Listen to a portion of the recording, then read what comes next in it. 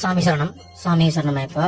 அதாவது பாத்தீங்கன்னா 21/11/2024 அன்னைக்கு புல்மேட்டு பாதையில ஒரு 34 ஐயப்ப பக்தர்கள் கொண்ட ஒரு அணி வந்து பயணிச்சிருக்காங்க.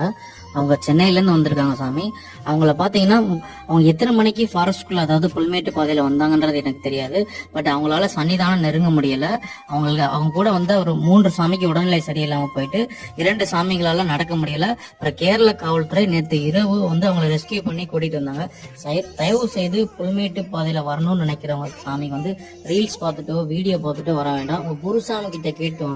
புல்மேட்டு பாதையோட டைம் என்னன்னு பாத்தீங்கன்னா காலையில 7 மணில இருந்து மத்தியானம் 1 மணிக்கு. நான் 8 மணி 9 மணிக்கு ஸ்டார்ட் பண்ணேன்னு தயவு செஞ்சு ஸ்டார்ட் பண்ணாதீங்க. 7 மணினா 7:15 ஸ்டார்ட் பண்ணிடுங்க.